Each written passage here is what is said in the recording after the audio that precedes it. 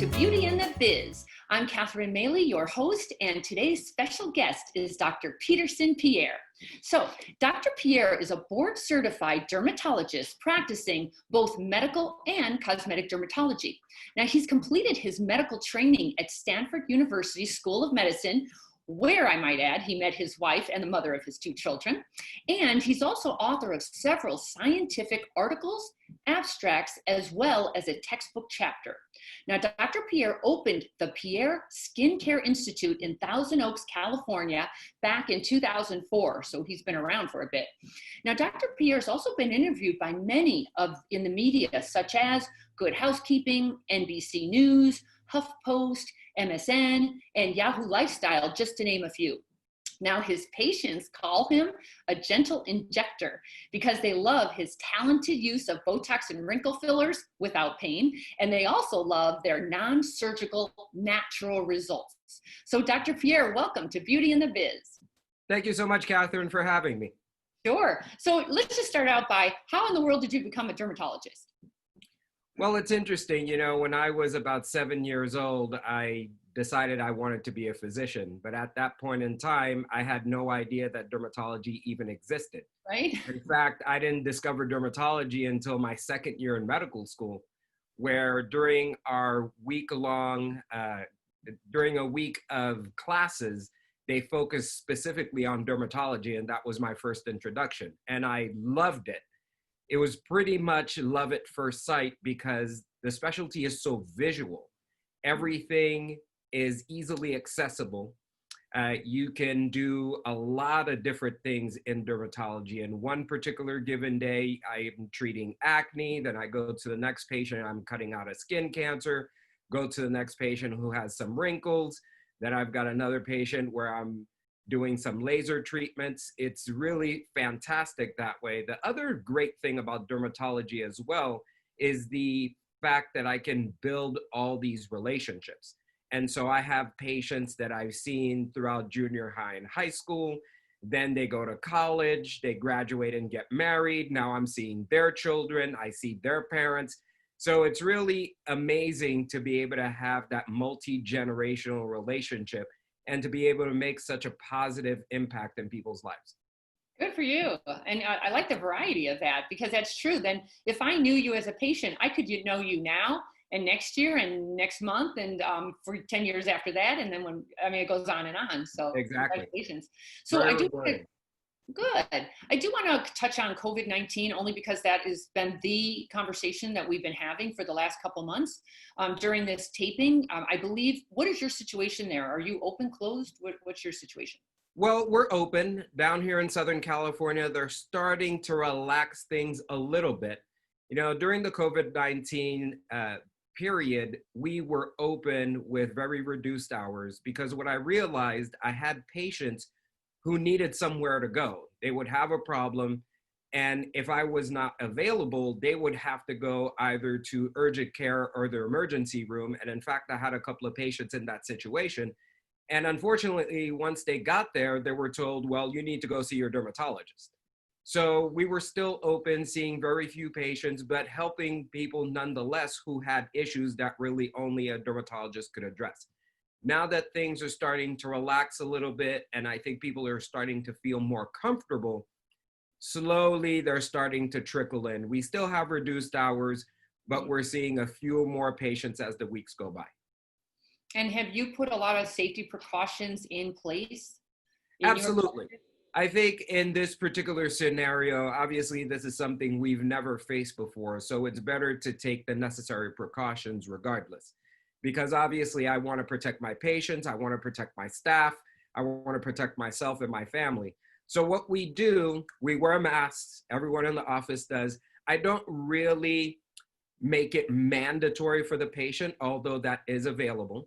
We sanitize a whole lot more than we used to. I mean, obviously this is a medical environment. We were always sanitizing even before COVID, but now we have special breaks every 30 minutes, every 60 minutes, where we wipe down surfaces, door handles, and the like. And we do the absolute best that we can to minimize any chances of infection. And for patients who are extremely concerned, because I have I've got patients who are not concerned at all. I have patients who are Right. so concerned that they don't want to leave their home. And then I have people in between. So for those who don't want to leave their home at all, we've adopted telemedicine like a lot of different doctors out there. So I offer that as an avenue as well. Oh, that's fantastic. And I also noticed you have like a pay online thing. So maybe they can even check out online now. Definitely. So we have a lot of options there too. I think during this time, I've spent some time working on the practice. And that's one of the things that we've implemented, electronic payment. So patients can actually go online and pay their bill. We also have a texting feature where we can text them their bill and they can just click on the link and pay automatically. As So a we're busy really moving professional, to sort of like that contactless payment love system. it. I absolutely love that. One thing that has come out of this is all of us stopping and looking at what do we do physically that we could have been doing digitally, and what can we do to save time, a lot more convenient. I just love some of what's happened. I really do. Absolutely. I think one of my focuses for the practice has been to automate and digitize, and we've definitely moved in that direction. For sure. So I want to talk about the fun part of your practice, which is the cosmetic side. I have been partaking in services forever, and I can't get enough of this stuff. So why don't you just talk about some of the favorite procedures that your patients love? And you look amazing, by the way. Oh, thank you. So I think the procedures in general, patients want something obviously that's effective, that has very little downtime, and they look natural. Most of my patients, that's what they're after. They're not really looking for a transformation and looking like someone else. They want to look the way they did a few years ago. So for that, I specialize in minimally invasive procedures. So we have Botox, which has been around for a long time. I would say that's probably maybe one of the top 3 best inventions in cosmetic treatments ever. Because You know what? I'm sorry. well, While you're talking, I want to show some of the slides so people know what you're talking about. sure. All right. So let me just move those back. Oh dear. Let me just fix this. Sorry. Okay. Let's look at these. So Botox is your first up. Yeah, so this patient, it was a 35-year-old married lady with a couple of kids and was very bothered by her appearance because she's very expressive facially, and she would sort of frown and raise her brows at the same time, which would also flatten her eyebrows, and she really disliked that. So she came to see me. We did a little bit of Botox in between the brows, touched up the forehead, and you can see in the after picture, there are a few things that are really remarkable. Number one, in the after picture, she's frowning. So those frown lines, worry lines are gone. Number two, she's raising her brows. She has complete movement of the brows, but there are no wrinkles there. And number three, I've been able to restore that beautiful arch to her eyebrows, which she had been missing. So she was thrilled. And usually I tell patients, if you wait a long time to have Botox done, your first reaction after having it the first time will be, why did I wait so long? It is so amazing. There's no downtime. I go right back to my regular activities. Within a week or so, I've got a complete transformation. I look better. I look more youthful. I look more rested. To me, it's a no-brainer. I can't wait to go back and get my Botox done. Right. And how about the next one? So my second favorite thing is fillers. Now, the one thing that people are not aware of, as we get older, and typically patients start to think about older when they hit their 50s or later, but what happens once we hit our early 30s, our bodies start to decrease production of collagen, hyaluronic acid, and elastin. And that translates into dry, dull skin, fine lines, deeper wrinkles, and those are the types of things that really can only be addressed by replacing what's been lost. So the vast majority of fillers on the market right now are based on hyaluronic acid, which is a sugar our bodies make on a regular basis, very natural. And we go ahead and inject either fine lines or wrinkles. So in this lady's case, She's got the nasolabial folds, which are basically the lines that come from the nose to the corner of the mouth. She's got the marionette lines, which are the lines that come from the corner of the mouth down to the chin. Makes her look sad, makes her look tired. Just a few minutes of doing an injection, we've been able to turn back the clock a few years. Again, minimal discomfort, minimal downtime. I think the main thing with fillers is that the result really depends on the skill of the injector, because you can have the same exact paint, give it to 10 different people, and you have 10 different results. So it's really important to pick the right injector to give you the look that you're after. That's a really good point. I personally have been around long enough to have experienced really bad injections. And I'm not saying they're bad injectors, they're just not experienced or skilled or trained. And then I've had really good results and Right. a huge difference. Okay, how about this one?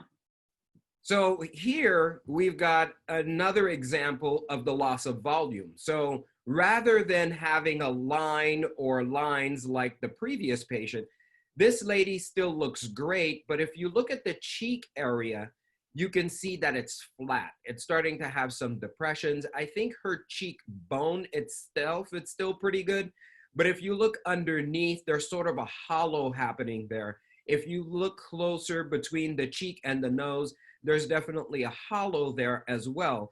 A lot of that's genetic. A lot of that has to do with time.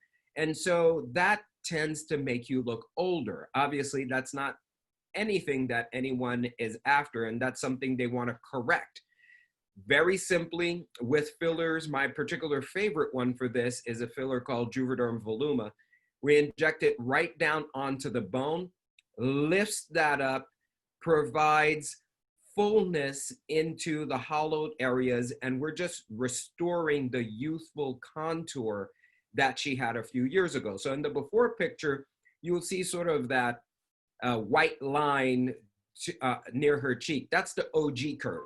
And so you can see it's not much of a curve. It's almost a straight line at that point. But in the after picture, you have restored the natural youthful contour, which is exactly what we're after. When you look at her, you can't necessarily say, oh, this lady has had something done. What you're looking at is, wow, this lady looks really good. And you can't necessarily know that she's had anything done without that before picture. And that's really what the bulk of my patients are after. They want a natural look. They don't want the treatment to announce itself. They just want people to be attracted to their beauty. And that's what I do. That's so true. And then how about this one? This is a new favorite, huh? Yes, I think lips in general, obviously that's one of those things as you get older, the lips start to shrivel up, which then in turn can lead to those little lines around the lips, those dreaded smoker's lines, even though you may never have smoked. And I think in the past few years as well, this has gotten popular with millennials because they want that pout. I think a lot of that has been driven by social media. Now, this is the one area that I see quite frequently abused, because I've seen some lips that in my professional opinion look absolutely terrible. You can tell within 2 seconds that not only have they been done, they've been grossly overdone, completely out of proportion with the face, and it looks comical, which sadly I don't think is what most patients are after. But unfortunately, I think there are a lot of injectors out there that may have that opinion that if a little is good, more is better. So the key thing with lips, there are a few things. First thing, there's a certain proportion that you want between the upper and lower lip, because you never want the upper lip to be much bigger than the lower lip. Although there are some individuals who are born that way, for the most part, that's not something that you should be seeking in a cosmetic treatment. Number two, and I think this part is grossly overlooked, your lips should always be in proportion with the rest of your face. If your lips are too big and you have a small face, that simply doesn't look natural. So you have to address the lips themselves, but the lips are not in a vacuum. They have to be in harmony with the rest of the face and have the proper proportions so that you can look your best, and no one is saying, oh yeah, I know what she had done. They're just looking at you and saying, oh my goodness, she looks amazing. Very nice. Very nice. Now, I want to switch over to lasers because I know you have a whole bunch of them in your practice. What can they do for patients? Well, lasers are really very versatile. I think the main things that I'll use lasers for are pigmentation, which is something that bothers a lot of patients, whether it's pigmentation from the sun, whether it's pigmentation from melasma or what have you. Fine lines, wrinkles, pores, tone and texture. We've got lasers to address all of those things. Now we've got lasers that have very little downtime, like the Clear and Brilliant. And then we have other lasers that have more downtime, like CO2 resurfacing. So this patient right here has some melasma. You can see in the before picture on her cheeks and her forehead. 100% of patients who have melasma are bothered by it. Melasma is triggered by the sun, by hormones, and by heat. So I universally will start patients like this on some hydroquinone, but for faster results, for better results, we'll add a laser like the Clear and Brilliant. Now, this is the most popular laser in my practice simply because it works and it has very little downtime. And the pain is minimal. I always do some numbing cream, but I have patients who do it without any numbing at all. The treatment's quick. Your skin is red maybe for a day or two. And the very first thing you notice, your skin is soft and smooth. I had one patient who had it done, and most of my patients tell me, oh, my husband never notices anything. But this one patient told me her husband was the first person to notice. And he said to her, honey, your skin is so smooth. And that was after just one treatment. And she was hooked from then on. This is one of my favorite procedures. I get it quite regularly because I'm a redhead. I get so much redness in my face. And it drives me nuts. And I look like I'm blotchy and like blushing all the time. And this one's been great. I'm not getting any downtime from it. Like it's a little, maybe like a day or so, but nothing unusual. Like I could easily wear my makeup over it. And it's so funny because people will say, huh, you look really good. And I don't know why, but yeah, it's a really good subtle one that I actually have added to my repertoire as a regular maintenance kind of thing. It's a great maintenance treatment. And then how about this one? Now this one's serious. This is laser resurfacing. Yeah, so this definitely is the other extreme for people who need more correction. So with the Clear and Brilliant, it's great for maintenance. It's great for a little correction for pigment and things like that. But for someone who's a little bit older, has a lot more sun damage, deeper wrinkles and things of that nature, you definitely are going to need something a bit more aggressive. So carbon dioxide, CO2 laser resurfacing is the gold standard for that. That can help with fine lines, deep wrinkles, brown spots, pores, texture, all of that. But the flip side to that is it does have downtime. You're typically looking at about 2 to 3 weeks of redness. Usually after the first week, you can wear makeup, you can go back to your regular activities. But to have that redness go away completely, you're looking at about 2 to 3 weeks. But this is one of those treatments, when you're done with it, it's a wow result. So you can see with this lady, even though in the after picture, she's still a little bit pink, you can see those lines above her lip are virtually gone. You can see even her nasolabial folds have improved. Now, she still needs a little filler to correct that completely. You can see the hollow under her eyes has improved. Also there, she could do a little bit better with some filler. You can see the glow to her skin has been restored. So this really is a very satisfying treatment. Wow, if you can afford the downtime, it really does turn back the clock on your skin. Amazing.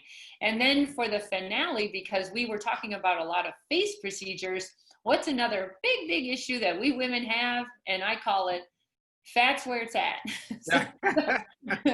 So he has a solution for that. And boy, we all have some fat that we don't want. 99% of us. So what do you think about CoolSculpting? I love CoolSculpting. Mm. Now, I was not one of the early adopters. This is the 11th year that CoolSculpting's been out. Oh, So it is tried and true, but I did not start right away because there were some complaints that I had heard from some of my colleagues, from some patients who had had it done elsewhere. And so I was a little resistant, but when they redesigned the machine a few years ago, that's when I jumped on board because all those issues that my patients had been mentioning were addressed. All the issues that my colleagues had been mentioning were addressed. And it's really a phenomenal treatment. It is the single best non-invasive fat treatment that we have anywhere on the planet. Over 8 million treatments have been done worldwide. It works. There is no downtime. You can go right back to your regular activities. And one of my absolute favorite parts about this treatment, the results are permanent. nice.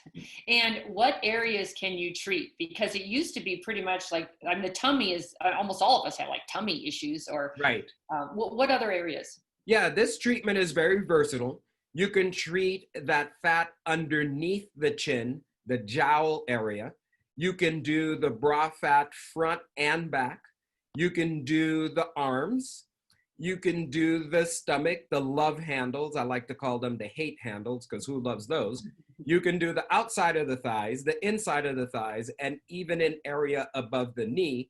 And then there can be a little pocket of fat in some people between the buttocks area and the thighs that's known as the banana roll, and that area can be treated as well. Once the CoolSculpting freezes the fat cells, it destroys the fat cells. The body will flush out the fat. No, the fat does not go to a different part of the body, which is a common misconception. Mhm. Your body just flushes it out, and those results are permanent. Those fat cells are gone. They will never come back. That is good to know. All right. By the way, everybody, I've given, well, I kind of coursed Dr. Pierre to give us something because I'd love for you to go to a consultation with Dr. Pierre. He's really lovely and all of your questions would be answered with him. So he's, if you've watched this, if you would just, when you call or email or DM, just mention that you've seen this and you'll have a free virtual consultation with Dr. Pierre, almost just like what we're doing here. So I highly recommend you take advantage of that because he normally charges $100 for it. But during this special time, he's offering that as a free virtual consultation. By the way, Dr. Pierre, what kinds of questions should people be asking you at their consultation to know that they're going to get a good result, something that they expect and reaches their results that they're looking for? Well, I always start every single consultation with the mirror because I see things, but the patient may not be concerned about some of the things that I notice. So I always start with the mirror. Tell me the top 3 things that bug you. And we start from there. And so I always want to address whatever it is that is on that top 3 list.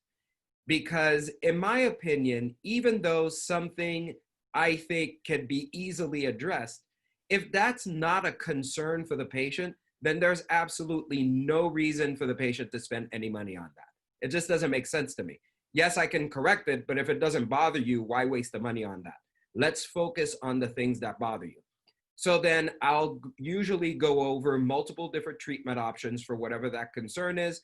We'll go over downtime issues, number of treatments that may be required, the timeline for those results, how we can maintain those results in the long run, any side effects, pricing considerations. So I really address everything.